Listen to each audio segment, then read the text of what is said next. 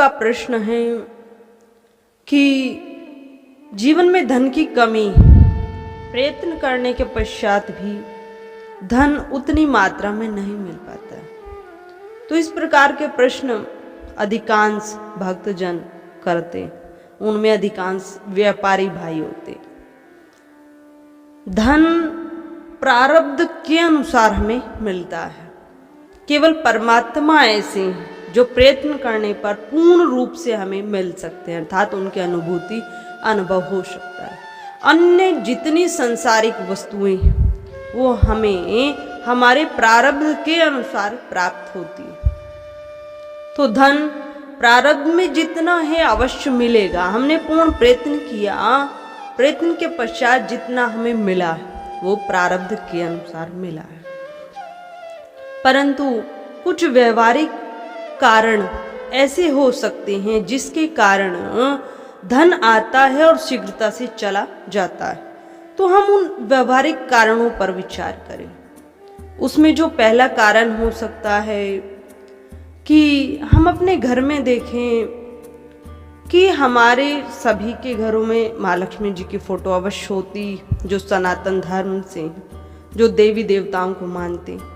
तो हम देखें माँ लक्ष्मी जी की फोटो किस पोजीशन में, अर्थात माँ लक्ष्मी जी यदि खड़ी हुई पोजीशन में है, फोटो में माँ लक्ष्मी जी खड़ी हैं, कमल के पुष्प पर खड़ी, तो ऐसी प्रतिमा को हमें घरों में नहीं लगाना चाहिए। हाँ, माँ लक्ष्मी की बैठी हुई प्रतिमा, कमल के आसन पर विराजमान माँ लक्ष्मी जी बैठी हुई अवस्था में हो, लगाना चाहिए। और दूसरा ध्यान दें कि माँ लक्ष्मी जी का वाहन जो है कौन है? उल्लू। यदि माँ लक्ष्मी जी अपने वाहन उल्लू पर बैठी तो वह भी शुभ नहीं माना गया। साधारण बोलचाल की भाषा में कहते हैं कि माँ लक्ष्मी जी यदि उल्लू पर आती तो व्यक्ति का फिर उल्लू बनाकर चली जाती।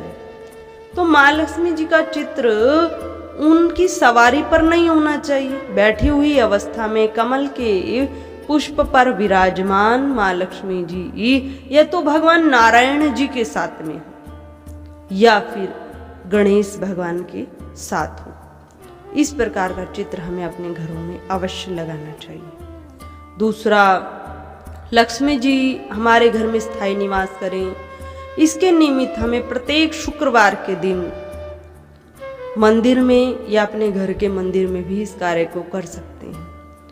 वहां पर माँ लक्ष्मी जी की प्रसन्नता के निमित्त नारियल, जो पानी वाला नारियल हो, वो माँ को भेंट करें। नारियल का प्रसाद माँ को अवश्य समर्पित करें। इससे जो जीवन में धन का अभाव है या धन शीघ्रता से चला जाता है, उस निमित्त हम इस उपाय को करते हैं तो अवश्य लाभ हमें मिलता है। नारियल की भेंट माँ को अति प्रिय है, तो अवश्य प्रत्येक शुक्रवार के दिन माताएं भी इस कार्य को कर सकती हैं और भाई लोग भी इस कार्य को अवश्य कर सकते हैं। तीसरा, हम देखें कि जो माँ लक्ष्मी का वैभव श्री यंत्र है वह भी हम सबके घरों में होना चाहिए। इस प्रकार के घरों में जहाँ लक्ष्मी जी का अभाव रहता है, प्रयत्न करने के पश्चात भी माँ का स्थायी निवास नहीं हो पाता, अर्थात धन स्थिर नहीं रह पाता, वहाँ पर वैभव लक्ष्मी यंत्र अवश्य होना चाहिए और उसकी नित्य प्रति हम पूजा भी करें और उस पर संभव हो सके तो प्रत्येक दिन एक गुलाब का पुष्प अवश्य समर्पित करें। यदि हम ऐसा करते हैं तो माँ लक्ष्मी की विशेष कृपा हम सब पर मिलती, जो पूजा करते हैं उन पर विशेष मिलती उनको। तीसरा हम देखें, चौथे को हम देखें, यदि हम शनिवार के दिन और चिट्ठियों को शनिवार के दिन भी कर सकते हैं और मंगलवार के दिन भी इस कार्य को कर सकते हैं, तो सप्ताह में 2 दिन यदि हम चिट्ठियों का आटा डालते हैं, चिट्ठियों का भंडारा लगाते हैं, चिट्ठियों को क्या पसंद है? मीठा पसंद है। तो यदि हम उन्हें मीठा डालते हैं और चिट्ठियाँ उसको पाती, तो जीवन में जो बाधाएं हैं वह भी नष्ट होती और माँ लक्ष्मी की भी विशेष कृपा हमें मिलती है। जो भी हम प्रयत्न कार्य करते हैं उसमें हमें पूर्ण सफलता मिलती है। तो इसलिए हमें या शनिवार या फिर मंगलवार में या सप्ताह के प्रत्येक 2 दिन हम लें, इन 2 दिनों में चींटियों के निमित्त मीठा अवश्य प्रदान करना चाहिए, निकालना चाहिए। चींटियां उसको पाती हैं तो जीवन की समस्याएं नष्ट होती हैं। इस प्रकार यदि हम इन छोटे छोटे उपाय को अपनाते हैं तो हम सबका जीवन भी सुंदर बनता है, और जो धन शीघ्रता से आता है और शीघ्रता से चला जाता है, उसका निवारण व्यवहारिक कारणों के द्वारा यदि ऐसा होता है तो वह दूर अवश्य होता है।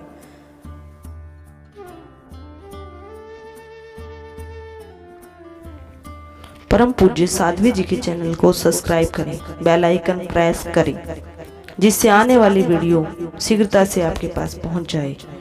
आप भी अपने जीवन की किसी भी समस्या को हमारे कमेंट बॉक्स में लिखकर हमारे पास भेज सकते हैं। पूज्य साध्वी जी उसका समाधान अवश्य आपको बताएं।